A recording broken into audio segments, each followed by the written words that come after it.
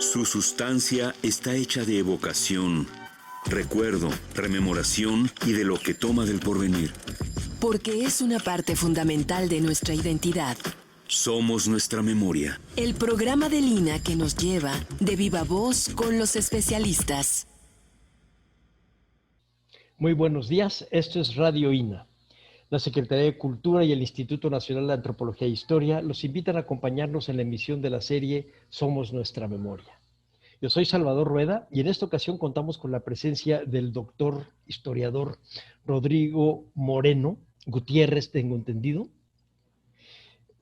porque ya me han dicho aquí hay que decir el nombre completo, Rodrigo Moreno Gutiérrez, y vamos a hablar hoy de un tema que se nos pasa siempre a todos, que tomamos los vocabularios y las lecturas como si siempre hubieran sido así, y se nos olvidan que hay una genealogía. Y en este caso, esta genealogía tiene que ver con la palabra realistas. Esto en el contexto del segundo centenario de la consumación de la independencia. Bienvenido, doctor Rodrigo Moreno. Muchísimas gracias, querido Salvador. Un gusto estar en el programa. Muchas gracias a ti. Realmente, cuando estuvimos platicando sobre que ibas a venir y cuando me pasó Aldo Morales el guión, dije, no, qué barbaridad. Yo leí hace no tanto un libro sobre la trigarancia de Rodrigo y hay muchas preguntas de las que él estaba formulando que a mí se me habían ocurrido, sobre todo para que entremos en materia. Por un lado, si te parece bien, vamos a hablar de la palabra realistas en una primera parte y después vamos a hablar un poco de la composición de los ejércitos virreinales, porque uno también creería que después de la conquista se establece un ejército o una milicia y que esto fue así hasta la guerra insurgente y no fue así. Entonces, para que nos platiques un poco en qué consistió la organización de Fuerzas Armadas y de Seguridad durante el virreinato. Vamos empezando, Rodrigo, por la palabra realistas. ¿Cuándo se usa? ¿Cómo se usa? Platícanos un poco. Pues sí, es un tema interesantísimo porque además, tal como lo expones, articula dos grandes problemas. Por un lado, las palabras, el uso de las palabras, la articulación de categorías políticas y cómo eso tiene implicaciones en una realidad histórica determinada y después cómo los historiadores vamos construyendo interpretaciones a partir de esas u otras palabras. Y por otro lado, el surgimiento y la diversificación de ese asunto tan complejo que es una estructura defensiva, no únicamente en el tiempo de la guerra independentista, pero sobre todo en tiempo de la guerra independentista. Entonces son, creo, dos elementos que nos ayudan a transmitir al auditorio una impresión mucho más rica en términos históricos con respecto al desarrollo de estos procesos. Sí, con respecto al primero en particular, sobre el uso de la palabra realista no nace en tiempos de la independencia, es una voz vieja, pero esa voz no es tan vieja como creeríamos y su uso es más específico. Y en lo que vamos a terminar platicando hoy es un uso todavía más específico con respecto a ese que, por ejemplo, ya vemos desarrollarse a lo largo del siglo XVIII. Evidentemente, o sea, no se requiere ser como muy meticuloso, sí, el término realista refiere a aquellos que tienen el partido del rey, aquellos que asumen o forman o defienden los intereses del rey. ¿Por qué no resulta un asunto tan evidente? Bueno, porque en el siglo XVIII nos tenemos que ubicar en un contexto occidental de monarquías absolutas. Entonces, el hecho de identificar a un sujeto o a un grupo como realista querría decir que hay otro que no lo es. ¿Hasta qué momento surge la necesidad de identificar a ese que tiene que defender al rey porque otro no lo hace?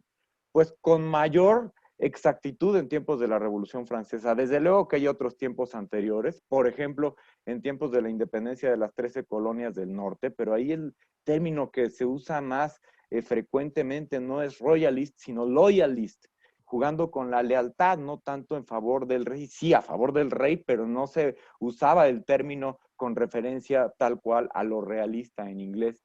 Y en las traducciones al castellano del tiempo del conflicto revolucionario francés, sí comienza a utilizarse en prensa y en documentación diversa la palabra realista para referirse a aquellas regiones, aquellos individuos, aquellos partidos que estaban defendiendo los intereses del monarca absoluto en la vorágine revolucionaria, incluso después de que le cortan la cabeza en 1793. Entonces, comienza a politizarse y a partidizarse este término que en principio no tendría por qué generar mayores polémicas porque no refería a una realidad diversa. Todos eran hasta cierto punto realistas, entonces una categoría política pues no tenía mayor utilidad en ese sentido. Pero es importante decir que no era tan frecuente, es un término que se refleja en los diccionarios de la lengua española hasta finales del siglo XVIII y principios del siglo XIX. Esto quiere decir no que no se hubiera utilizado nunca, sino que comenzaba a hacerse de manera más polémica hasta ese tiempo. Y a mí me parece que no es tan aventurado suponer que son los cambios de la llamada era de las revoluciones las que pues cargan políticamente a este término. En el mundo hispanoamericano, el término adquiere mucho mayor fuerza y mucho mayor uso en tiempos de la guerra independentista de España contra Napoleón en Europa, y de esa consecuencia, esa réplica de esa crisis política mayúscula de la monarquía española, que son los conflictos independentistas en la América Española. Y ahí sí comienza a aparecer de manera más directa a lo que nosotros imaginamos que es el realista, esa voz con matices muy particulares, sobre todo en términos de la estructura defensiva. Pero podríamos, digamos, para abrir boca, comenzar diciendo que el realista no está en un principio dicho ni claro cuando estallan los conflictos, que el realista comienza a surgir cuando estallado el conflicto se crea la necesidad de identificar al otro y de identificarse uno mismo. Es decir, los conflictos siempre crean polaridades, ¿no? Uno va construyendo la identidad, no únicamente política, en términos del otro, de lo que yo soy con respecto a aquello que no soy o en lo que no Sí, me claro. identifico. Y entonces esta idea que tenemos de una guerra entre insurgentes y realistas es en realidad una construcción historiográfica posterior. Es Claro. muy interesante sentarse ahí en 1810, en 1812 y ver que los términos son mucho más volubles, ¿no? Que van cambiando conforme cambian las coyunturas, que en un primer momento nadie se llamó insurgente y nadie se llamó realista, y eso tendría que llamarnos la atención con respecto a cómo se identificaban los partidos o las facciones en disputa y cómo termina pues un término apropiándose de todo ese partido y haciéndonos ver un conflicto totalmente estable, ¿no? Entre dos partidos homogéneos. Claro. Es como imaginar que son mexicanos contra españoles y que todo el tiempo pelearon mexicanos contra españoles. Y uno abre tantito la documentación y se da cuenta de que son americanos, fundamentalmente son americanos, pero que del otro lado no hay tan claro un nombre, porque del otro lado se supone que son todos los súbditos fieles del rey, ¿no? Entonces es hasta que comienza a hacerse pequeño esa totalidad de súbditos que se tienen que identificar o que referir en términos muy concretos, ¿no? Con palabras muy concretas. Y fíjate, eso que explicas perfectamente bien y muy claro, funciona además, digamos, con esas precisiones en las élites políticas. Por si pensamos en las mentalidades, todavía llegamos a 1821, donde no se pueden imaginar que no exista un rey gobernando. Es decir, lo vemos no solo en el plan de Iguala, simplemente la entrada de los trigarantes que tú manejas perfectamente, ya creo que platicaremos de eso más adelante, la entrada de los trigarantes a los a los distintos pueblos, a las distintas ciudades, todos son básicamente gente que se sigue sintiendo súbdito del rey. No se imaginan que pudiera haber otra cosa. Eh, Completamente. y es verdad, el asunto todavía es tan complejo que si nos vamos a 1810 y usamos un poco esta idea de Juan Ortiz Escamilla, cuando menos a él es a quien se lo leí, en donde están todos estos grupos autonomistas buscando ya separarse un poco políticamente, tener un poco más de espacio de decisión en la Nueva España, y de repente brinca la insurgencia, bueno, no quise decir, la rebeldía de Miguel Hidalgo, que es totalmente inesperada y que no saben qué hacer con ella, y lo que dice es viva Fernando VII, es decir, no se imaginan sin un rey. Ahora, la palabra insurgente, si no estoy mal, sí la usa después Hidalgo a partir de octubre de 1810, cuando ellos ya se hacen llamar ejército insurgente. Lo sé por una razón totalmente loca. Los zapatistas se llaman a sí mismos Ejército Insurgente del Libertador del Sur para copiar a Miguel Hidalgo. No te quedes tú porque sepa yo tanto de Miguel Hidalgo. Pero es ese el contexto. Es un contexto mucho más complicado porque los valores no cambian tan rápidamente. De hecho, prácticamente no cambian. Esto es lo interesante, que en un principio el conflicto estalla y los bandos en disputa, no sé si solo sean dos, a lo mejor son mucho más que dos, pero los bandos en disputa pelean por lo mismo: rey, religión y patria. Entonces, ¿en qué medida se va a hacer una guerra y se va a hacer la muerte, a dar muerte a otros y a ofrecer la vida por el rey, la religión y la patria, si todos dicen estar de acuerdo en eso? Claro. Eso yo creo que, o sea, comienza a desmontarnos una idea como muy homogénea, muy lineal de un conflicto que desde un primer momento está disputando una independencia, cuando esa idea de la independencia también tiene que adquirir cuerpo y discutirse y hacerse palpable, ¿no? En los momentos en los que hay mayor crisis, o sea, en los que hay mayores elementos en disputa, es cuando estas categorías o estos nombres comienzan a adquirir mayor peso político. El de realista, por ejemplo, pues claramente cuando esa soberanía del rey está en disputa, o sea, en términos constitucionales, en tiempos constitucionales. Como recordarás, hay un experimento constitucional muy importante en la monarquía española entre 1812 y 14, sin Fernando VII gobernante, todavía cautivo de Napoleón. Y es en esos momentos en los que aquellos que asumen que la soberanía o los derechos del soberano, o sea, el rey, están siendo más o menos vulnerados, que se tienen que defender. Esos comienzan a identificarse como realistas. Algunos, en términos peyorativos, los identifican como serviles o como servilones. Y es muy interesante identificar cómo estas categorías a veces sí se reivindican. Tú decías lo de los insurgentes para referirse a los rebeldes, muy a regañadientas. Al final, a veces sí se asumen como insurgentes, pero su nombre casi siempre hace referencia a América y a lo americano. Sí. O sea, Hidalgo fue generalísimo de América, la Junta Nacional Americana, la Constitución de la América Mexicana, ¿no? A veces utilizan apellidos, adjetivos para limitar esa América, pero es muy interesante ver cómo no hay fronteras definidas, cómo es una identidad que, bueno, vertebra todo el continente, ¿no? En realidad nadie se dijo nunca novohispano, ese es un término inventado en el siglo XX en la historiografía. Nadie tampoco se dijo nunca autonomista, es una categoría historiográfica que hemos inventado, bueno, ya desde los 50 del siglo XX, para identificar esa gama de disputas políticas que buscaba mayor margen de gobierno en manos de los propios americanos. Pero recurrimos a estas categorías, utilizamos estos nombres para comenzar a dar luz a esos grises, ¿no? Que van entre el blanco y el negro, y nos damos cuenta de que en ese momento los propios actores políticos tienen muchas broncas tratando de darse nombre, de darle nombre a su lucha, si es rey, religión y patria.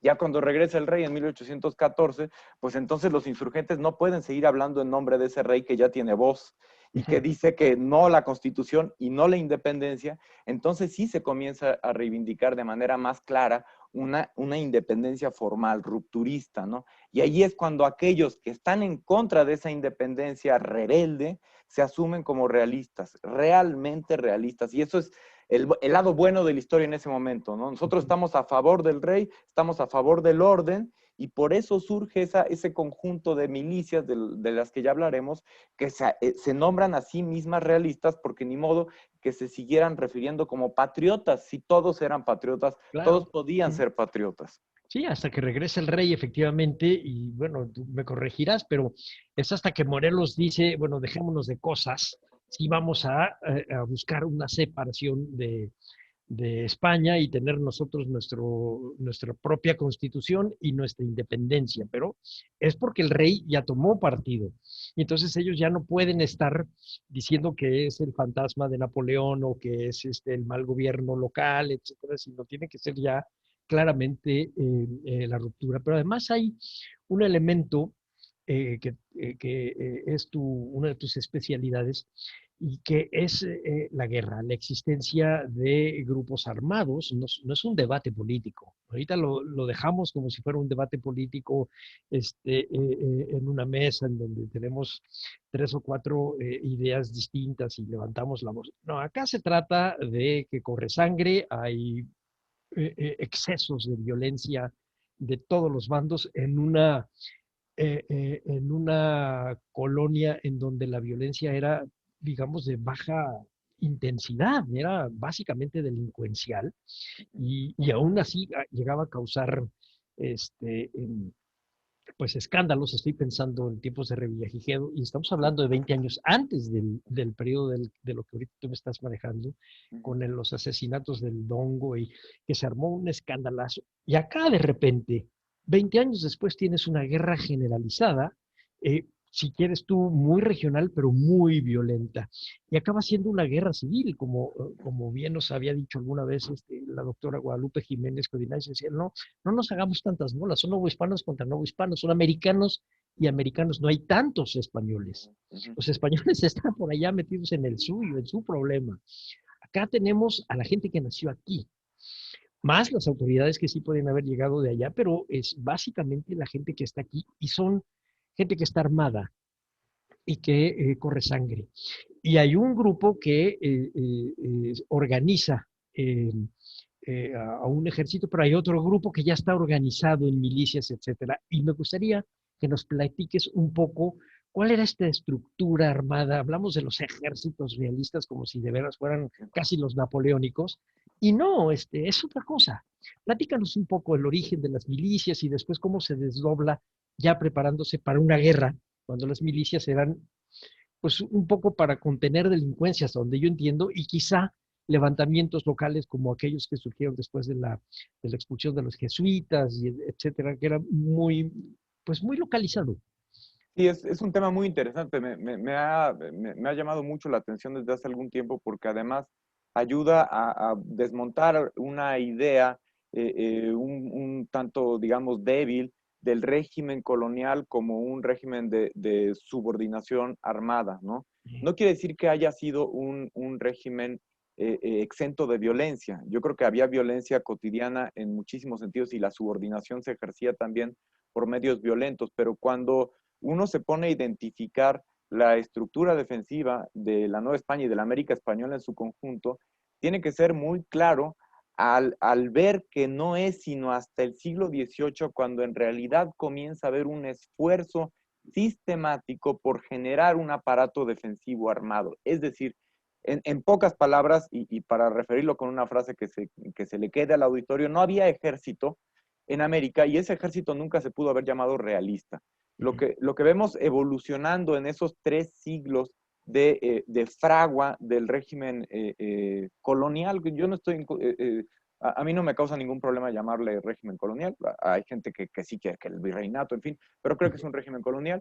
Lo que vemos en esos 3 siglos es el establecimiento de distintos mecanismos de subordinación y una expansión de ese régimen que va siendo muy paulatina. Es decir, yo creo que sí habría que transmitir al auditorio la idea de que en 1521 no nace la Nueva España y esa Nueva España no es ese mapa que nosotros vimos en todos nuestros libros de texto de primaria que tiene una frontera perfectamente definida allá por Texas y California y Arizona y termina en Panamá, ¿no? Eso así nace en 1521 y muere en 1821, no. Esto es un régimen que se va construyendo de manera muy lenta, muy conflictiva, y que esa idea de frontera tenemos que historizarla, es decir, la frontera en tiempos de la América Española no es una línea imaginaria que divide 2 territorios soberanos, sino es un ámbito muy poroso de intercambio, usualmente violento, que va y viene en función de las expansiones o las contracciones del régimen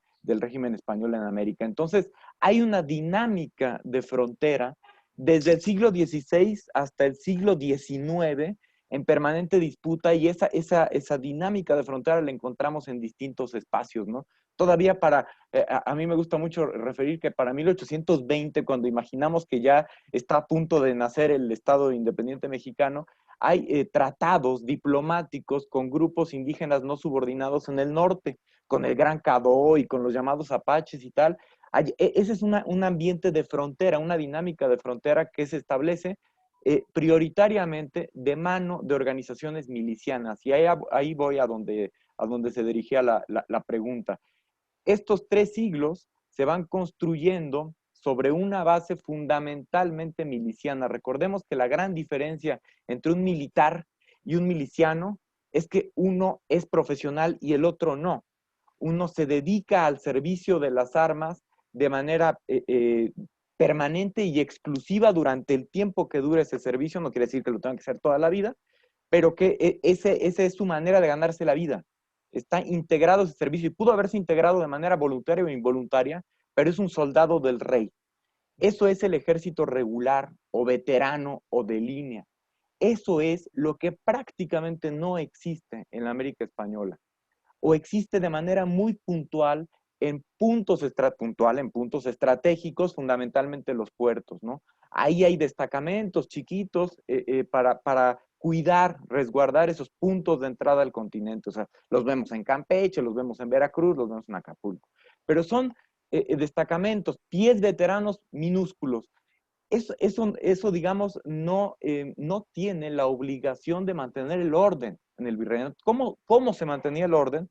Tenemos que recordar que que el régimen virreinal es un sistema de privilegios y de corporaciones. Entonces, el mantenimiento del orden es también un derecho y una obligación de esas corporaciones jerárquicas, ¿no? Y privilegiadas. De los vasallos. Exacto, de los vasallos, pero organizados en corporaciones y de manera jerárquica.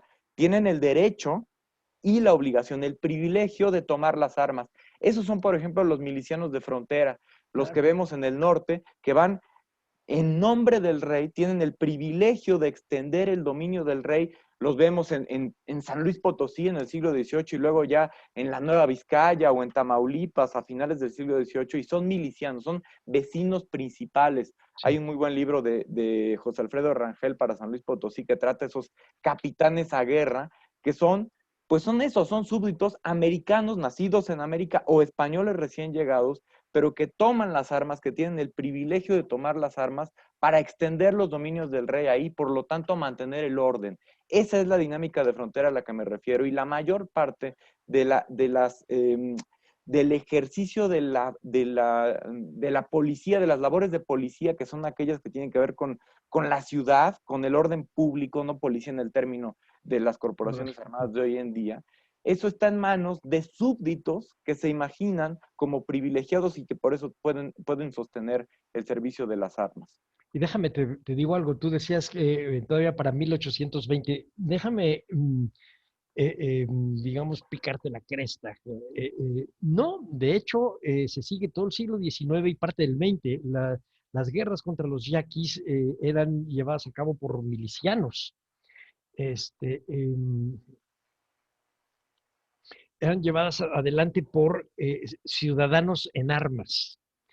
Y si nos vamos un poco más atrás, el crecimiento de esta frontera va a partir del nacimiento de la guerra chichimeca en los años 40 del siglo XVI, cuando empiezan a empujar primero a los cascanes de aquí, de Pajacuarán, en el actual Michoacán, después en la zona de Chapalas, Mixtón, hacia el norte, los empiezas a empujar, y siempre son lo que se llamaban, si no estoy mal, rancheros armados, que después se desdoblan en otro tipo de rebeldes también. Es decir, ahí los cristeros no son más que una derivación de estas milicias de ciudadanos en armas que creen que están en su derecho, ¿no? Que están convencidos de que están en su derecho a defender sus maneras de pensar, etcétera, y nos explican el Fondo Cultural de una manera de organizarse que pareciera demasiado espontánea y rápida, cuando a lo mejor tiene una genealogía muchísimo más larga y tendría yo idea que incluso mucho más larga que la historia de España y la Nueva España, que tiene que ver con las fronteras en las zonas musulmanas y cristianas en Europa. Y entonces nos mete en una corriente de la que ahorita nos estás tú hablando, mucho más honda, que está en nuestro fondo cultural y no solamente en el organizativo. Pero para el siglo XVIII sí, como bien nos lo dices, se empieza a tener ya una estructura organizativa muy clara, con una ordenanza, etcétera. Platícanos un poquito de esto, por favor, Rodrigo. Sí, es bien interesante notar que para el siglo XVIII comienza a surgir este impulso por sistematizar la estructura defensiva, a raíz en parte por la conciencia de la corona española de la vulnerabilidad de sus dominios en América, fundamentalmente a partir de 1762 con la toma de La Habana y Manila. Los ingleses toman La Habana y se dan cuenta de que es muy vulnerable el ámbito colonial. Esto en el contexto de la Guerra de los 7 Años es la incorporación de América, no únicamente los dominios españoles, esto ocurre en el norte también, la incorporación de América a la dinámica de competencia imperial, a los problemas y a los conflictos entre las competencias, entre las monarquías europeas. A partir de ese momento es que la corona española se da cuenta de que tiene que defender de manera más consciente, más sistemática, sus dominios en América y formar una estructura defensiva. Ahora, ¿de qué manera iba a poder defender los vastísimos, los extensos dominios americanos?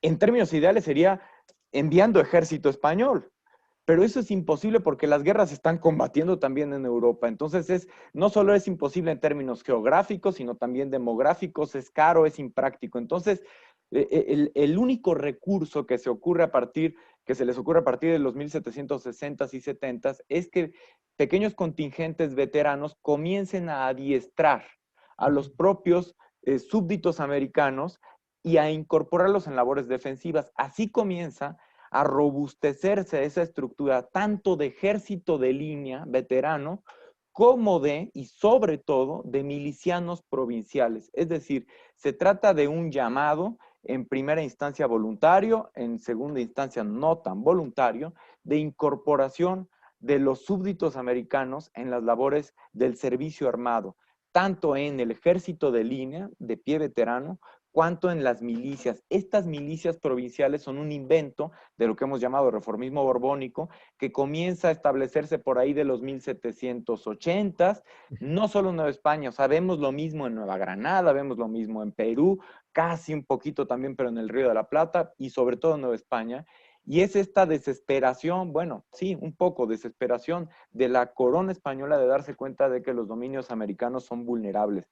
Y trata de incorporar a los súbditos americanos, pero solo incorporar a aquellos que creen que deben prestar el servicio armado, porque lo ideal no es que incorpore a los indios, que en términos de la legislación colonial, pues se identifican, por decirlo así, como menores de edad, deben ser tutelados, por lo tanto no pueden prestar el servicio armado, y tampoco obviamente a los esclavos o a los pardos. Entonces se comienza a hacer una regulación muy meticulosa, de manera tal que se busca atraer a los criollos, a los que hoy denominamos criollos, pero que son los vecinos principales de todas las provincias y de todas las ciudades. Lo que pasa es que a ellos no les interesa prestar ese servicio. No ven en primera instancia nada que ganar en ese ámbito, y lo que la corona les ofrece para incorporarlos es fuero.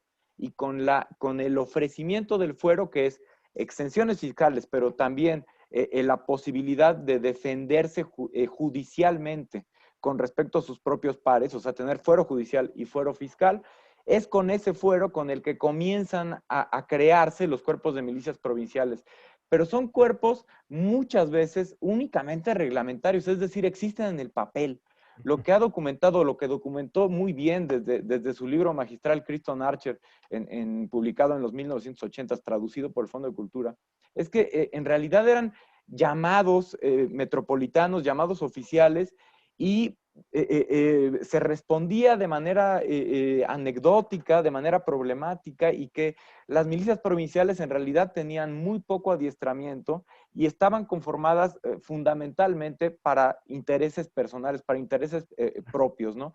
Este es el tipo de estructura defensiva que tiene que hacerle frente a la rebelión en 1810. O sea, un ejército reducido, avejentado, desgastado, que tiene una experiencia en los conflictos europeos, porque algunos vienen de allá, pero es muy menor, sobre todo en términos de jefes y oficiales, y una mayor parte de milicianos provinciales que no tienen ninguna experiencia en el frente de batalla.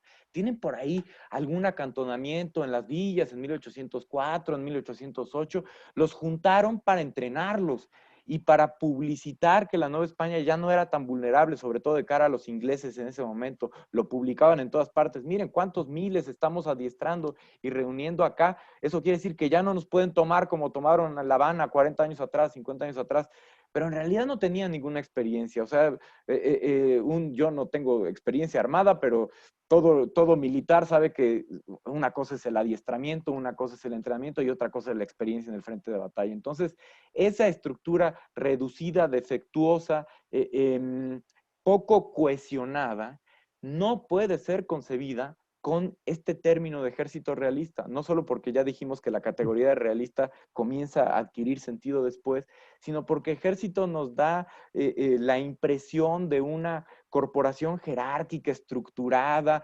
coherente, eficiente, y esto es un conjunto de corporaciones dispersas, inexpertas, desgastadas, mal pagadas. Bueno, los milicianos pagaban no les pagaban, si acaso en tiempos de movilización, y a los veteranos pues nunca les llegaba el preste. En fin, es una estructura defensiva muy deficiente que no podría llamarse ejército realista. Son un conjunto de corporaciones destartaladas que tienen rápidamente que movilizarse para hacer frente, como bien decías tú, a una rebelión inusitada, totalmente inusitada en términos de la Nueva España. A lo mejor su parangón más histórico es la rebelión de Tupac Amaru en Perú en los 1780, por sus composiciones sociales y por su rapidez. O sea, son 3, 4 meses en los que vemos 80, 90 mil, 100 mil personas movilizarse en términos armados, pues muy entre comillas, no estaban armados, ¿no? Y eso tampoco era un ejército.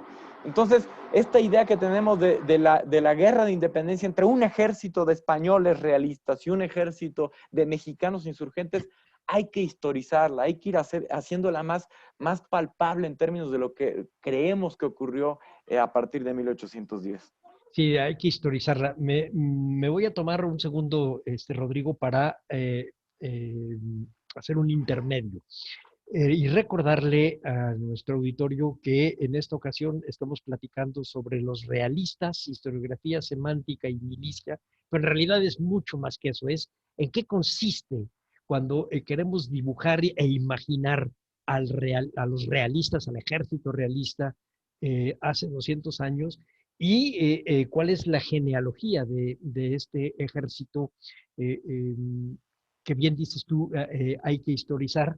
Y estamos viendo este tema con el doctor Rodrigo Moreno. A ver, Rodrigo, creo que estás tocando ahorita además un punto muy, muy importante. Hay que historizar. Efectivamente, quizá los primeros 200 años del periodo colonial o virreinal, utilizas a tus colonos armados para ir ganando frontera al norte. No son exactamente una milicia, sino son gente que está armada y que va territorializando.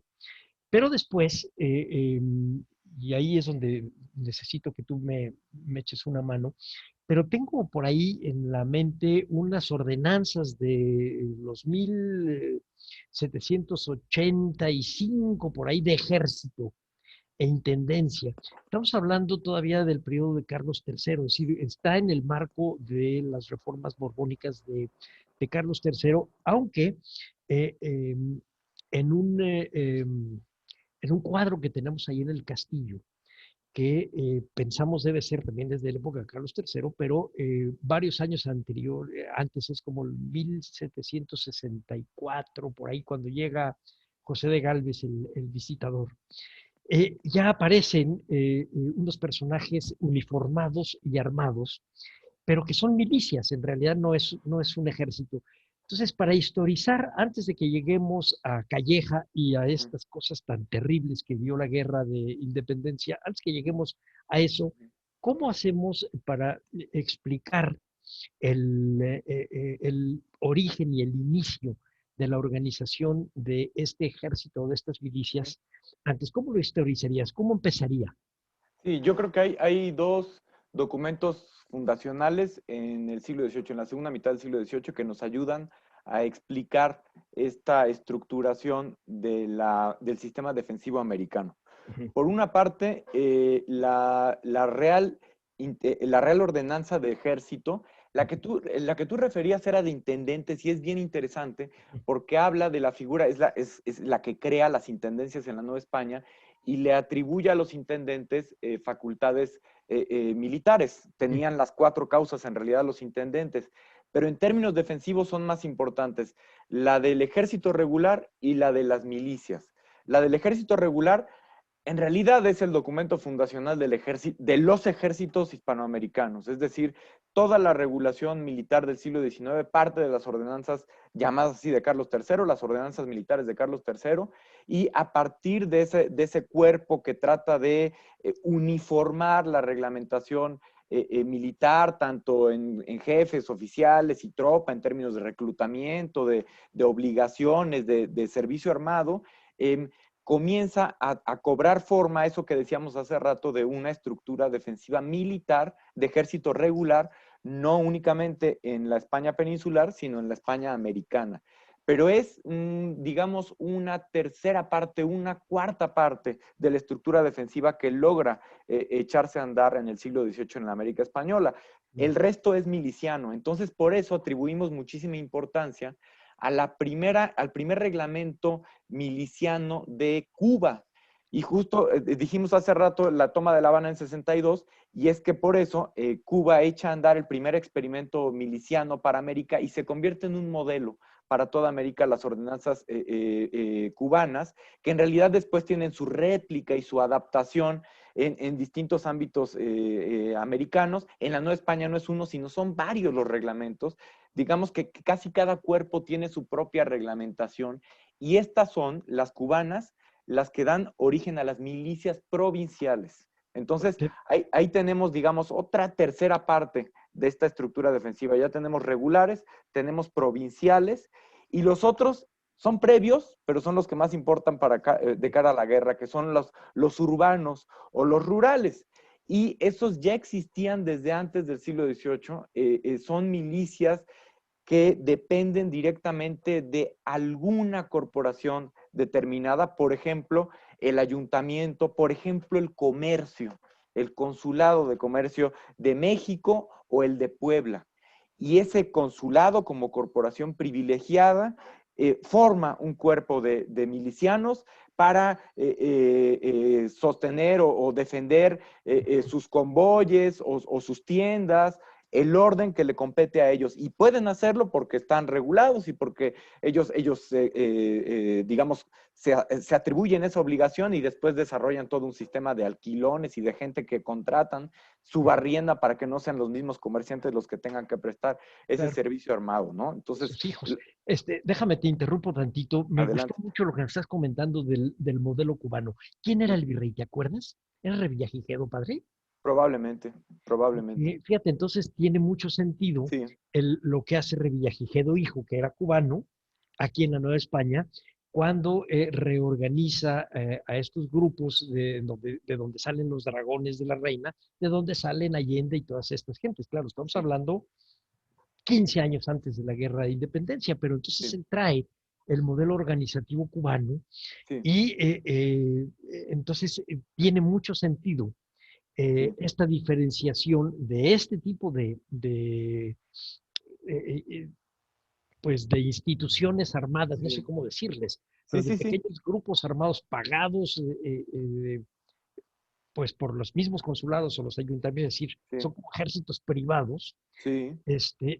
tienen ya mucho sentido para diferenciarlos del ejército español que finalmente no puede hacer nada por el rey cuando entra Napoleón.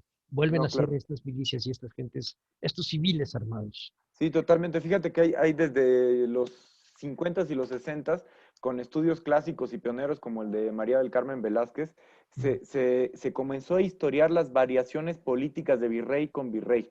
En este libro que se llama algo así como El Estado de Guerra en Nueva España, lo que hizo María del Carmen Velázquez era identificar las políticas de cada uno de los virreyes de finales del siglo XVIII hasta principios del siglo XIX, particularmente con respecto a su preferencia o animadversión para favorecer a milicias o a ejército. Entonces, algunos virreyes eran muy reacios a continuar los impulsos milicianos y solo querían que el ejército se ocupara de las labores de defensa, y otros virreyes sí favorecían que los súbditos americanos se incorporaran a las milicias provinciales. Pero en todo ese tiempo, algunos estudios más particulares sobre estos cuerpos de urbanos de Puebla y de México, por ejemplo, por citar los dos más conocidos, iban más o menos en decadencia. O sea, así conforme comienzan a adquirir importancia tanto el pie regular como las milicias provinciales, los cuerpos chiquitos de milicias urbanas quedan en un ámbito, digamos, anecdótico y marginal. Sí, sí, casi Permanecen, policíaco, ¿verdad? pero ya casi no hacen nada. Y lo mismo con la cordada, que tuvo en su momento muchísima fuerza. Ya para 1800 está muy claro que se va a favorecer a las milicias provinciales y, bueno, en convivencia con los otros cuerpos milicianos que continuaron, como las milicias de pardos libres, pardos y morenos libres de las costas. Esto en Veracruz es fundamental, todo el siglo XVIII, que también, en opinión de historiadores como Ben Vinson III, entienden que van de declive, pero que son bien interesantes porque son cuerpos privilegiados de pardos, o sea, de mulatos, pero que son los únicos que en esos lugares, particularmente en las costas, en la costa veracruzana, se incorporan a las labores defensivas de orden interno y de defensa exterior. Entonces, comienzan a adquirir incidencia en el gobierno de las propias comunidades, peso político. A la corona no le gusta mucho eso, pero no encuentra otro recurso más que permitir que ellos se armen. O, por ejemplo, hace algunos años, muy poquitos años, se publicó un estudio muy interesante de Raquel Huereca sobre las milicias de indios flecheros. O sea, sí había pardos, sí había indios que se incorporaban a estas milicias, pero eran poquitos, muy regulados, muy restringidos, y que tenían su incidencia real, puntual, en las labores defensivas. Raquel Huereca, Oh, sobre todo, bueno, claro. revisa la regulación de estas milicias de indios flecheros, que están sujetos siempre, ¿no? Como incorporados a la estructura defensiva, unos cuantos, sobre todo lo que referías hace rato en la expansión hacia el norte, pues eso tiene una tradición desde el 16, ¿no? O sea, los tlaxcaltecas, como indios privilegiados, tienen derecho a ciertas armas y a llevar el orden del rey en las fronteras, y esa tradición se mantiene viva hasta finales del siglo XVIII, también en decadencia, pero se mantiene viva. Entonces son muchos impulsos, bien lo dices tú, como casi privados, ¿no? Sí. De ejercer estos microejércitos no profesionales, por eso decimos milicianos, que ya vemos que tienen muchos patrones, ¿no? Pero fíjate que además en las mentalidades pesaron mucho. Ahorita que decías de los flecheros, un grupo de indios flecheros es el que mata a Flón ya en el último momento de la batalla de Puente de Calderón. Indios flecheros son los que incorpora Morelos con Guerrero, y anda con 300 flecheros, pero que de repente desaparecen. Después anda con 300 negros, y anda, es decir, el que se mueve es Guerrero, no es este ejército. Ellos se regresan a su casa. Pero efectivamente funcionan para aterrorizar, Rodrigo. Es decir, la idea de que tuvieran que entrar un grupo de flecheros sitiando Cuernavaca, o sitiando Chilpancingo, o sitiando Acapulco, te daba miedo.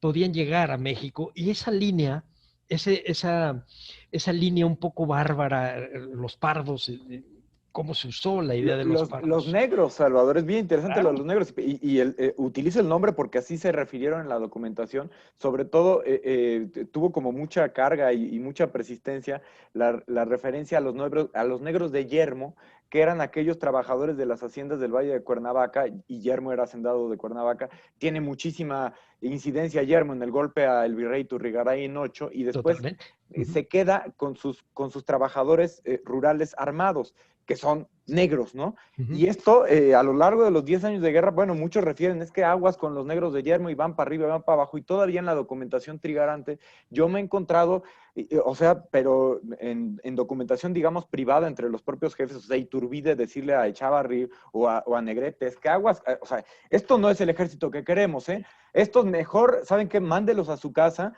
hay que licenciarlos porque esto sí se pone muy peligroso, estos, no queremos lidiar Sí, con estos sí, grupos. totalmente. Bueno, recuerdo de un documento de Morelos en donde manda justiciar a un grupo de negros que se habían levantado por su lado Sí, con una línea de guerra de castas y dice, no, nosotros no estamos peleando por eso. sí, sí, Así que a estos, pues eliminarlos.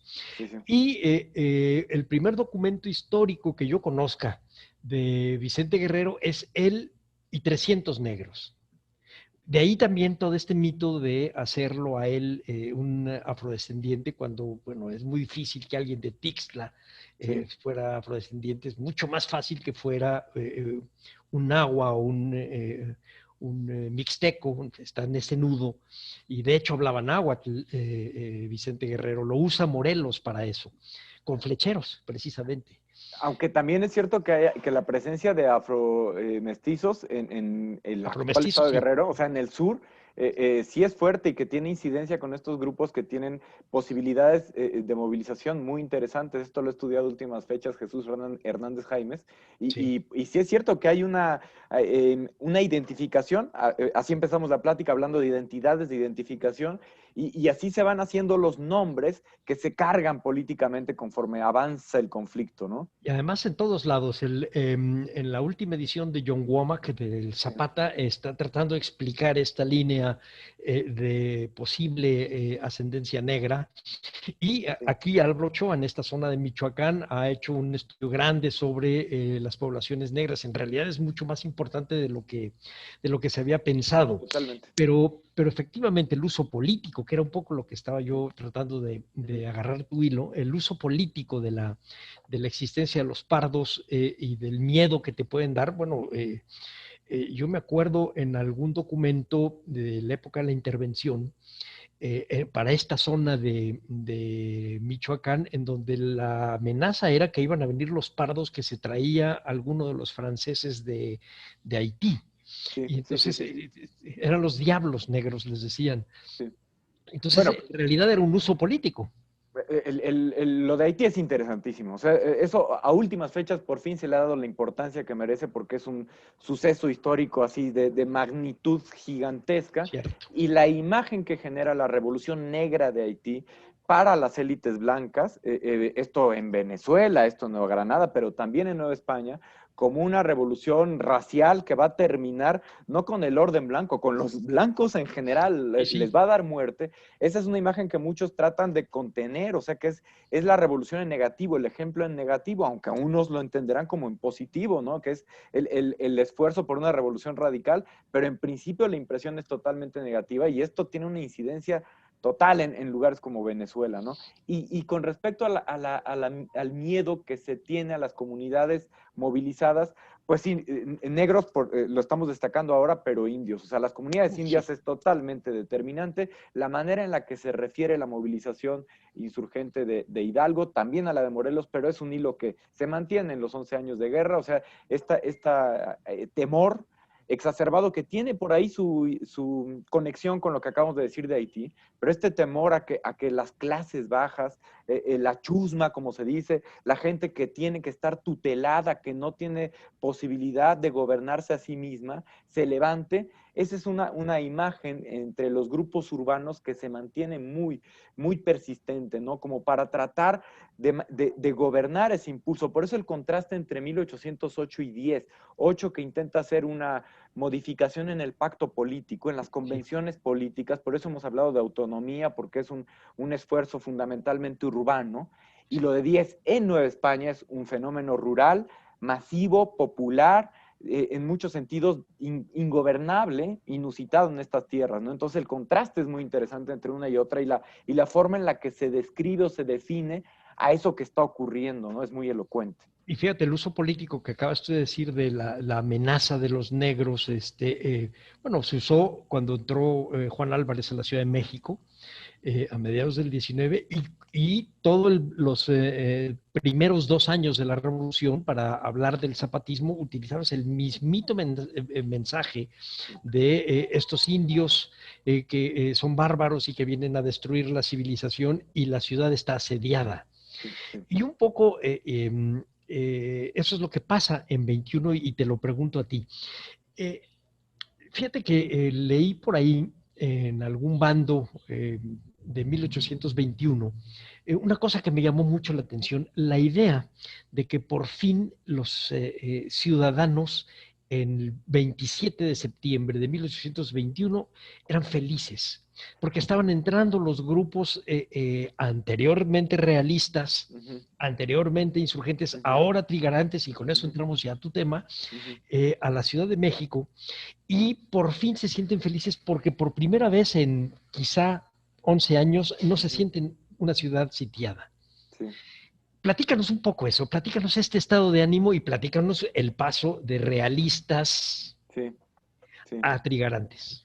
Es bien interesante porque hay maneras de documentarlo y la documentación abrumadoramente refleja así un éxtasis, ¿no? Una comulgación de ideales que yo creo que tienen un sustento, ¿no? Es decir, yo entiendo, explico la trigarancia como al menos una coincidencia de dos grandes intereses, la paz y la independencia. Y para explicar la fuerza que tenía el anhelo de la paz, pues tenemos que recordar el peso de 11 años de guerra. O sea, claro, sí son 11 años de un conflicto muy violento, lo dijiste hace rato, es un fenómeno que no podemos disociar, o sea, lo político de lo violento, de lo armado que supone. En términos muy generales es imposible hacer cálculos, pero más o menos 300,000 personas perdieron la vida, no directamente por hechos de armas, sino sumamos epidemias, y ya sabemos que en la guerra de antiguo régimen la gente muere más de enfermedades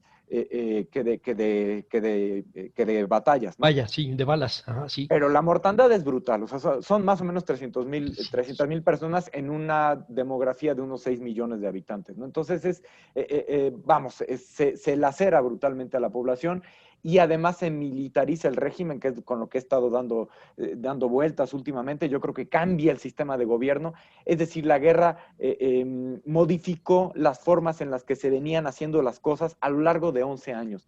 Esto a mí me invita a pensar que en 1821 hay un anhelo de paz. Lo que pasa es que cuando hablamos de paz y todo el vocabulario, empezamos con palabras y vamos a terminar hablando con palabras, todo el vocabulario que desarrolla la paz y la pacificación casi siempre desata también políticas militarizadoras. O sea, en los años anteriores a 21, cuando había un pacificador era un jefe de armas, cuando había un ejército pacificador era ir a matar gente, y cuando había una política pacificadora era para esparcer la muerte, ¿no? Entonces, yo creo que este impulso natural humano a terminar con la violencia política es ya muy fuerte en 1821. Y también creo yo, hay que creerle a la documentación, hay una convicción, ahora sí, más o menos generalizada, por la independencia. Es decir, son 11 años, vamos a decirlo así, en experiencias, en escuchar lo que está ocurriendo en otras partes, en imaginar horizontes políticos distintos. He estado hablando mucho de esto en 11 años. No es lo mismo 8 o 10 que se barruntan por ahí algunos proyectos y algunas posibilidades políticas que 11 años después, en que además acaba de ocurrir otro cambio de régimen brutal. El restablecimiento del régimen constitucional de la monarquía española de 1820, también vuelve a alterar todo el mapa político, envía muchos mensajes a lo que quedaba de la América española, que no era poco, pero entre esos mensajes era la falta de legitimidad para seguir ejerciendo la autoridad y el poder. O sea, cambió, primero cautivo Fernando VII en 1808, una guerra, una constitución que el rey cuando llega en 14 no reconoce y da por abolida, un régimen entre 1814 y 20 absoluto, represor, y en 20 otro régimen constitucional. Bueno, se va desgastando la posibilidad de ejercer gobierno, de mantener, digamos, unida en un mismo cuerpo de nación a América con España. Esto es muy patente en 21 y no lo era en 10. Y además, particularmente en Nueva España, la incidencia de la violencia en 11 años. Entonces yo creo que el anhelo por la paz y la persistencia del ideal, llamémosle así, independentista, sí se conjuga en el movimiento independentista de 1821, que yo lo veo como una suma de inquietudes, de ideales, de convicciones que tienen que ver con la igualdad ciudadana. Hablábamos hace rato de los negros o de los mestizos excluidos por el régimen constitucional gaditano. Esto sí tendría incidencia en el programa político que ofrece el Plan de Iguala y la nueva independencia. A los realistas les dice, voy a respetar a su rey, que venga Fernando VII. Si viene, que venga a gobernar, entonces va a haber rey. A los insurgentes les dice, va a haber independencia. A lo mejor no republicana, pero va a haber independencia. Quieren una independencia, ahí está el Imperio Mexicano. A la iglesia le dice fueros, aquí se van a respetar fueros y privilegios eclesiásticos. Al ejército también les dice, las ordenanzas de Carlos III seguirán gobernando al ejército. Entonces, y va a haber una constitución moderada, acorde al Imperio Mexicano, no la de Cádiz, pero no es un movimiento anticonstitucional. Es quizá en algún sentido antigaditano, pero no anticonstitucional. Claro. Yo creo que todo eso explica que sea eficiente, muy rápido el movimiento independentista. Son 7 meses, de febrero es muy poco, a septiembre, y la mayor parte de la documentación que tenemos para narrar ese día al que referías, el ingreso de los trigarantes, es una puesta en escena, ¿no? En realidad no es una entrada militar triunfal. En realidad, lo que permitió que se entrara a la Ciudad de México de manera pacífica fueron los tratados de Córdoba. O sea, cuando llega Juan O'Donoghue y pacta con Iturbide, O'Donoghue se convierte, él como persona, en la llave que abre la Ciudad de México. En la Ciudad de México había un gobierno golpista. Acababan de deponer al virrey legítimo, Apodaca, y estaba gobernando un militar español que quería que esto no se rindiera, y él podía haber conformado, aguantado un sitio, y los trigarantes lo podrían haber hecho, y eso podría haberse prolongado por meses, ¿no? Y a lo mejor podría haberse resuelto en una batalla sangrienta. O'Donoghue, creo, se convierte en la llave que abre la Ciudad de México. Se entrevistan todos los jefes en la hacienda de La Patera, acá por la Villa de Guadalupe, por ahí del 13 de septiembre, algo así, y a Novella, el jefe golpista, no le queda de otra más que entregar la ciudad. Yo creo que esto también tenemos que verlo desde el punto de vista urbano. Somos nosotros chilangos, vivimos en esta ciudad, y no es tan difícil imaginar que por fin hay condiciones que, disuelven esas amenazas palpables. Es cierto que había una especie de sitio, la trigarancia también podría irse entendiendo así muy desde arriba como un movimiento militar que va alrededor de la Ciudad de México y termina casi sitiándola, y van cayendo uno a uno todas las ciudades importantes de los alrededores. O sea, Querétaro, Toluca, la última que cae es Puebla.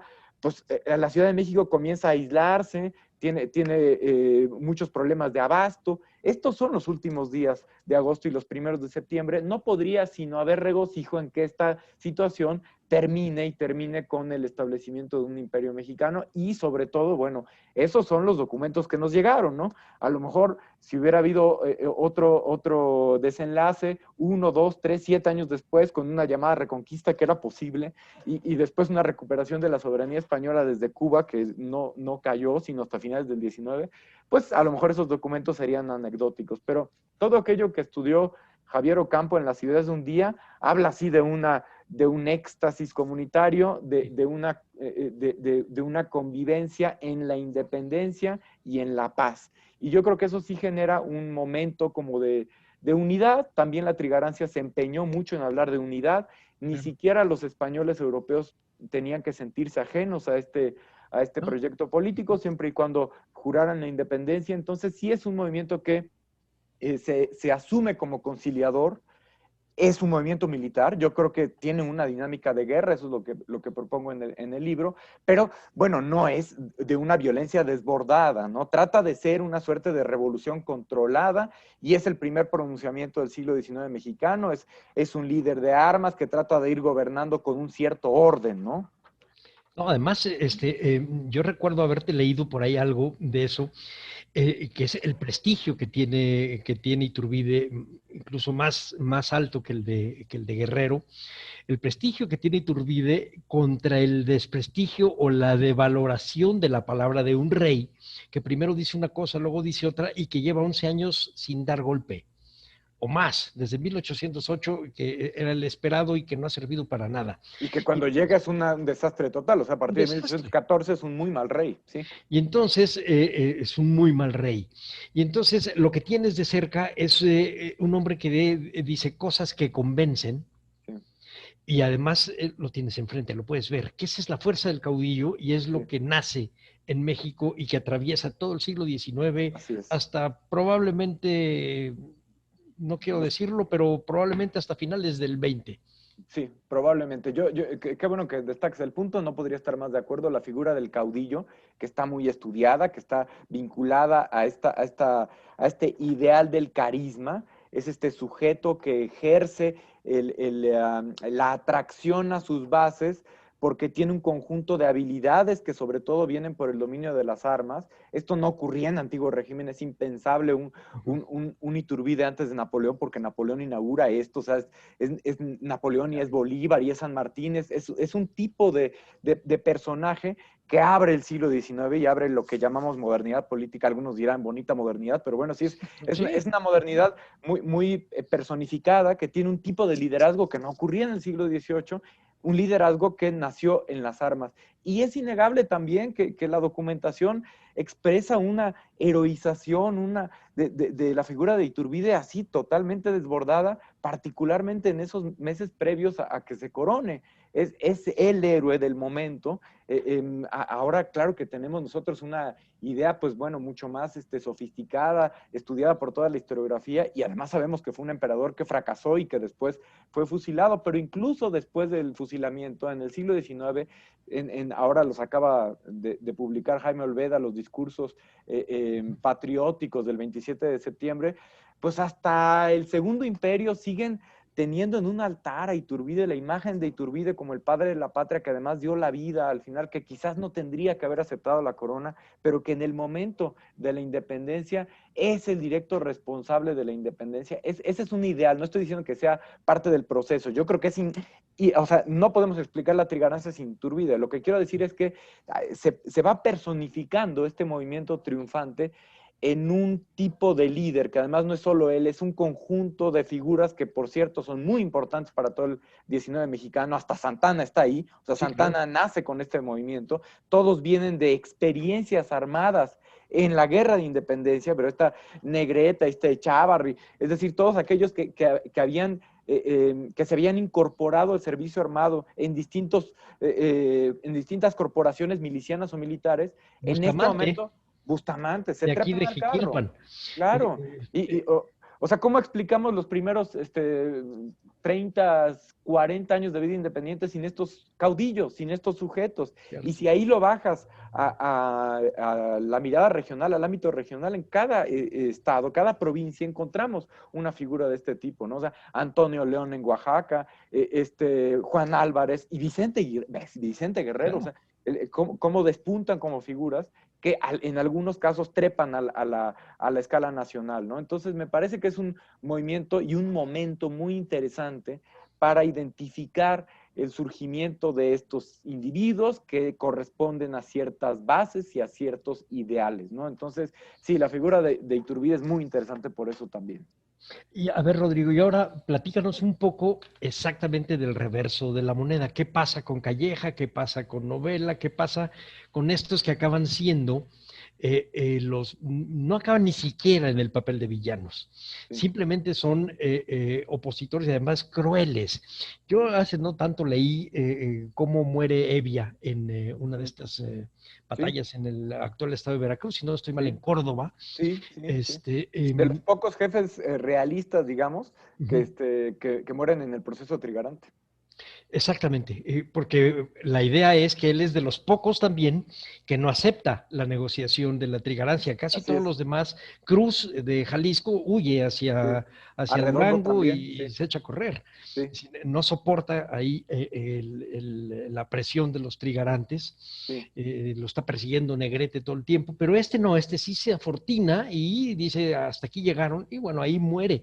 Pero lo que me interesa es el tipo de adjetivo que se toma sobre su muerte. Dice, murió el cruel Sí, sí, sí, jefe realista sí, Evia.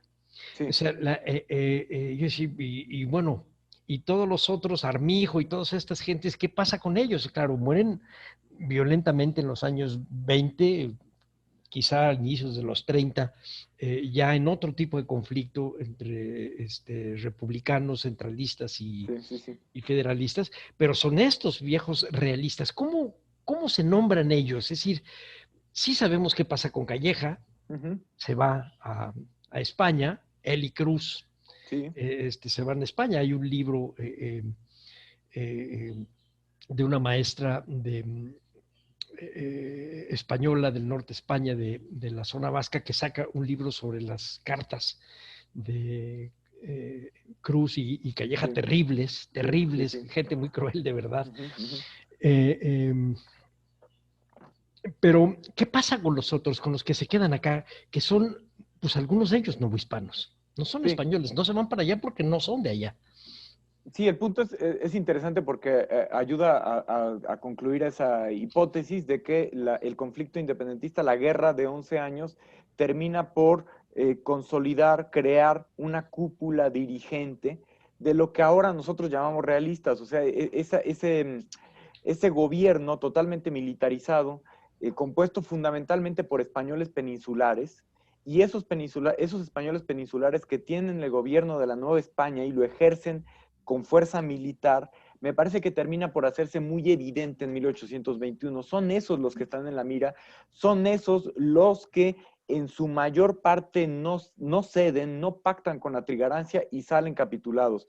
Y son muy poquitos. O sea, ¿cómo podríamos entender que un régimen se sostiene con Juan Ortiz los tiene contabilizados, 3,000, 4,000 que capitulan en Veracruz y salen rumbo a Cuba cuando se establece el imperio? ¿Cómo podría subordinarse una población de 6 millones de habitantes con 3,000 fieles, ¿no? Realistas. No era así. Lo que entendemos es que la mayor parte de la estructura defensiva ya estaba compuesta por españoles, por americanos, ya después olvidan los españoles, americanos, y esos americanos en algún momento de este proceso, bueno, cambian de bando. Se llevan sus propios intereses, sus propias bases, sus propias jerarquías y se convierten en ese ejército de las tres garantías que en distintas etapas va incorporando tanto a milicianos provinciales cuanto a milicianos urbanos y locales, cuanto a los últimos realistas comunitarios normados que surgen entre 1815 y 20 y a algunos españoles peninsulares. O sea, incluso Pedro Celestino Negrete es vasco de origen, ¿no? No son pocos los que se quedan y se quedan en posiciones de gobierno interesantes. Lo que pasa es que algunos, pues en las etapas de la expulsión de españoles entre los 27 y 29, pues las ven negras y algunos terminan saliendo del país. Pero yo creo que digamos, lo que ahora entendemos como realista, el realista prototípico sale. O sea, Calleja se fue antes y Calleja, por cierto, era el comandante de la expedición que tendría que haber venido a América a terminar con las rebeliones en 20, pero que después da paso a la rebelión de Riego y restablece la Constitución. Un realista prototípico es ese José de la Cruz a quien tú nombras, Sí. que es una figura totalmente medular en el gobierno militar de la Nueva Galicia, o sea, el actual Jalisco, y ese José de la Cruz, con el cual se entrevista Iturbide, porque Iturbide fue su subordinado algún tiempo, le tiene respeto, se entrevista y de la Cruz, no sabemos qué le dijo, pero se interpreta que de la Cruz no acepta sumarse a la trigarancia, pero simplemente le deja la Nueva Galicia y él se va hacia Durango. Y en Durango en realidad ya no ejerce posición militar.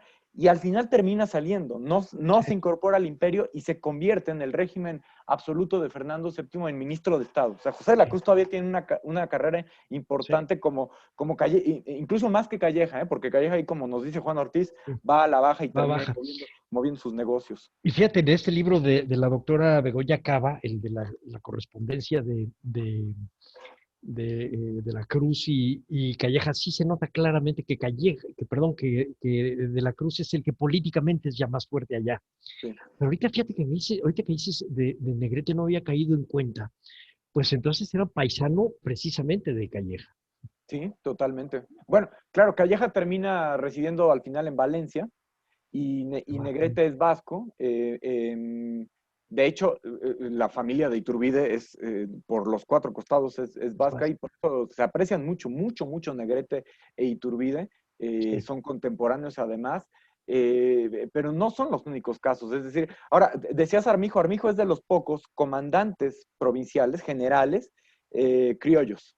sí. Armijo es de San Luis Potosí, ¿no? Pero se queda acá, sí. Te queda acá, lo haces, por ejemplo, el de Querétaro, iba a decir uruguayo, no, los uruguayos no existían, es montevideano, ¿no? Ok. Entonces, pero es curioso cómo estos grandes comandantes terminan plegándose muy a regañadientas al final de la trigarancia, ya cuando ven que aquello no tiene vuelta de hoja, ese es el caso de Loaces, es el caso, por ejemplo, del Marqués de Vivanco, o sea, sí, gente que entiende si se quiere quedar con sus privilegios, tiene que pactar y los que en realidad hicieron la guerra a la trigarancia salen, o sea, Siriaco de Llano, salen o mueren, Siriaco de Llano, Evia, en fin, es gente que resistió hasta el último momento y esos son los que tipificamos como realistas, pero de ahí para abajo, los que salen capitulados son los expedicionarios, cosa de la que ya no nos dará tiempo de hablar, pero es un elemento fundamental de la guerra estas tropas que llegan a América en algún momento de la guerra, particularmente entre 1812 y 16, para combatir a las insurgencias. Y esos expedicionarios, que son todos españoles peninsulares, algunos reclutados a la fuerza, que ya tenían la experiencia de la guerra de independencia de España contra Napoleón, vienen aquí con la idea de terminar la rebelión. O sea, ellos van a diferenciar muy claramente que el rebelde no tiene ningún derecho a levantarse en armas y ese expedicionario realista convencido casi siempre termina capitulando. Y padece mucho la guerra, o sea, padece mucho el servicio. En 1820-21 son muchos los casos que ya quieren regresarse a la península porque Claro. entienden que este conflicto no va a terminar. O sea, es una guerra de guerrillas totalmente dispersa antes de la trigarancia que no tiene punto de partida. Y que a lo mejor tampoco entienden muy bien, porque estos 10 años de guerra lo que hicieron fue darles un valor a los americanos, es decir, a sus pares desde el punto de vista militar, pero americanos, tenían muchísimo más ascendiente y son caudillos. Esos expedicionarios no lo son. Y efectivamente no nos va a dar tiempo en este programa, pero yo creo que vamos a acabar haciendo otro porque te hablaba yo hace rato de la punta del hilo. Fíjate que algunos de estos realistas, entre ellos el general León, el mismo Bustamante, etcétera, acaban siendo eh, oficiales, altos oficiales del ejército mexicano Claro. contra la otra conquista que no queremos decir que es una conquista, que es la del ejército americano. Es Sí, decir, ellos llegan sí. México a quedarse con territorio y eso es una guerra de conquista. Hablando de semántica, que es tu fuerte, eso quiere decir conquista. Ujú. Y entonces es una ironía o una paradoja, si quieres, que estos realistas acaban siendo los mártires mexicanos en contra de la segunda conquista, Ujú. que es la norteamericana. Y vamos a platicar de eso, porque me gustaría que platiquemos y a ver si podemos invitar por ahí a Juan Ortiz y armamos algo interesante sobre el nacimiento del ejército mexicano, es decir, propiamente mexicano. ¿Y qué va pasando con ellos hasta cuando menos mediados del siglo XIX? Porque entonces si arrastramos lo que estás tú platicándonos de las milicias y de la organización de la época de las reformas borbónicas hasta mediados del siglo XIX, cuando empiezan a reflexionar sobre qué pasó con la intervención americana. Correcto. Juzgan y empieza entonces ahí sí la posibilidad de quitarles los fueros y de que tengan que ser juzgados políticamente de otra manera. Así, ahí sí, en las puertas de la modernidad. Este, eh, Rodrigo, padrísima tu entrevista, muy, muy, muy rico todo lo que nos has explicado. Nos abre un panorama muy importante para ahora que vamos a reflexionar sobre los 200 años del nacimiento de México y del final de la Nueva España, que pareciera que es lo mismo y no es lo mismo. No es lo mismo. Es una cosa contemporánea, pero pudo haber pasado otra, como bien lo dices, si las rebeliones negras se hubieran convertido en una revolución independentista en toda América, y entonces tendrías aquí un traslado de África que los norteamericanos quisieron hacer de los 60 para acá, pero aquí hubiera sido desde principios o quizá desde finales del siglo XVIII. Eso es una posibilidad que los griegos hubieran estado encantados de ponerla en la mesa. Es decir, ¿era posible hacer eso? Es Pues, posible que sí. querido Salvador, yo encantado de continuar con estos temas y de todos los futuros posibles del 1821. Yo espero que les hayamos dejado más dudas a los escuchas para picarles la curiosidad y que así se acerquen a la historiografía y a preguntar más cosas, que a eso nos dedicamos, a preguntar. Entonces te voy a pedir que nos recomiendes algunos libros. Te voy a nada más a recordar, hablabas de Rangel y San Luis Potosí, Ujú, de María del Carmen Velázquez, ujú. o de Jaime Olveda, que es, pues nosotros lo conocíamos más por sus trabajos de Gordiano Guzmán y del lado de los insurgentes, pero interesante ver. Ha coordinado y ha publicado varias cosas, Jaime, con respecto, por ejemplo, a los comandantes militares. Tiene Sí, un libro colectivo que le dedica cada uno de los capítulos a comandantes realistas. Ya tiene algunos muy años ese importante. libro. Y el más reciente es una compilación, son 3 volúmenes de documentación sobre sermones y discursos patrióticos alusivos a la llamada consumación, sobre todo el 27 de septiembre, que se dijeron o que se publicaron en el siglo XIX. Entonces es una compilación documental bien interesante para aquellos que estén interesados en comprender memoria, conmemoración, imaginario, heroización. Estos son documentos importantes. Y sí, para guerra, Juan Ortiz, o sea, guerra y Juan Ortiz, gobierno. sí. La segunda edición publicada por el Colegio de México y el Instituto Mora es vital. Qué buen libro, ¿verdad? Qué buen libro, porque además sí, o sea, la segunda edición refrescó muchas cosas, introdujo un planteamiento muy interesante y yo no dejaré nunca de referir toda la obra dispersa de Criston Archer. O sea, Archer. referimos el libro el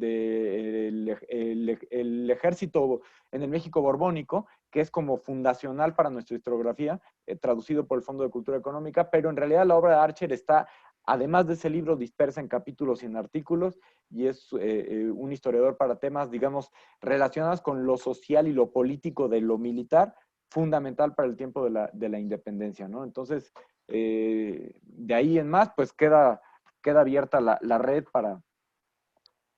El de María del Carmen Velázquez, ¿te acuerdas del título?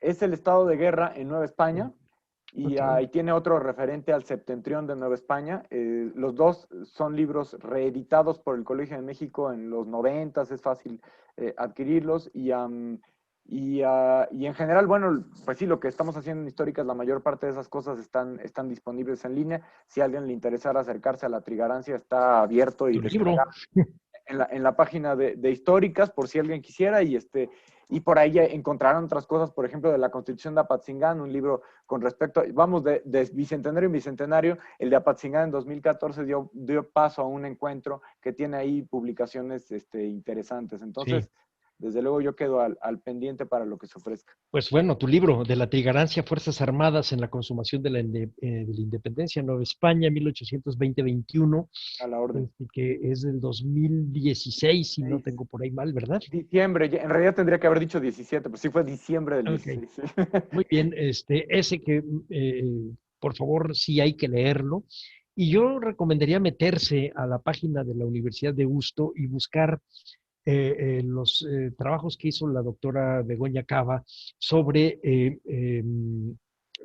la correspondencia de Calleja con De la Cruz, porque nos da una visión que en México no conocemos Sí. y que sí es muy importante. Bueno, de Calleja dijimos el libro también de Juan Ortiz, la biografía Sí, claro. de Calleja, muy reciente, con 2 ediciones, también para entender a partir de una trayectoria individual, pues el malo de la película, que bueno, pues es yo lo resumí como un político de época, o sea, más o menos corrupto, muy interesado, muy astuto, que al final termina ahí moviendo sus fortunas en Valencia, entonces es como una mirada muy contemporánea a un político de la época.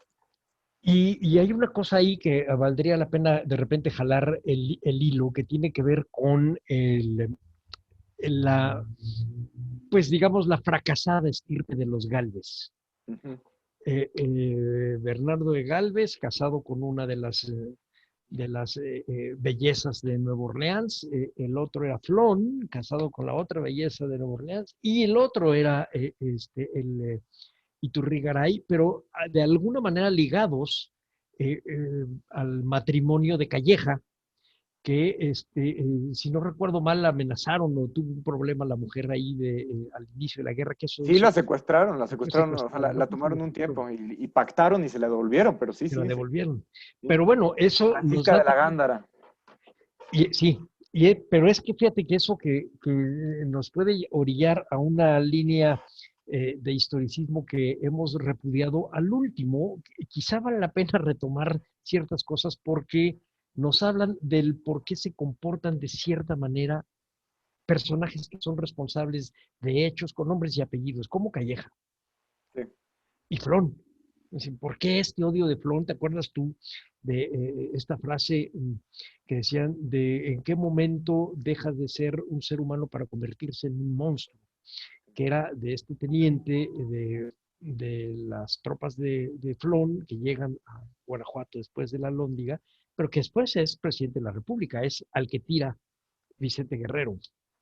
Sí, por cierto, que si a alguien le interesa en este uso de la violencia totalmente desbocada y de los odios en tiempos de la independencia, por ahí tiene un par de articulitos Marco Antonio Landavazo muy interesantes, por ejemplo, con respecto al gachupinicidio Sí. del que hablaba Morelos, ¿no? Y a las atrocidades cometidas por todos los bandos en disputa, ¿no? Sobre todo en la primera parte de la guerra. Sí, Marco Landavazo. Violencia literal y violencia discursiva y violencia armada, ¿no? En los dos sentidos. Nos da para un programa nuevo que le voy a pedir a Gabriela que tome nota y nos apuntamos, Rodrigo. No, eso yo encantado. Da para mucho. Yo encantado porque al final ya casi ni llegamos a 21, entonces podemos dedicarle otro nomás a la consumación. Claro, y a ver cómo empezó. Si ya estamos viendo cómo terminó, hay que ver cómo empezó. Exactamente. Cómo estás arrastrando este tipo de cosas con el inicio de la vida independiente. O sea, finalmente no llegaste sin mancha, llegaste con una carga terrible con puros problemas. Puros problemas y muchas deudas y odios entre ellos y bueno, en fin. Totalmente. Bueno, pues no tenemos más que agradecerte, Rodrigo. Al contrario, querido Salvador, un gusto de verdad. No, qué padre entrevista, qué padre entrevista. Para mí fue una clase. Excelente. Bien, voy a dar por terminado el programa. A nombre de Radio INA doy por terminada esta emisión que fue posible por la generosa participación del doctor Rodrigo Moreno Gutiérrez. Gracias a nuestros escuchas por su atención. Les sugerimos consultar más de nuestra producción a través de www.radio.ina.gov.mx.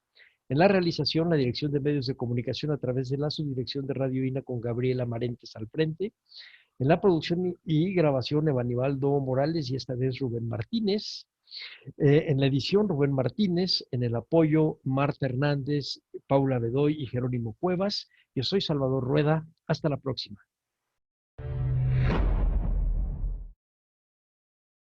Las opiniones y comentarios aquí expresados son de entera responsabilidad de quienes proporcionan la información y no representan necesariamente las opiniones de Radio INA ni comprometen el pensamiento editorial del Instituto Nacional de Antropología e Historia.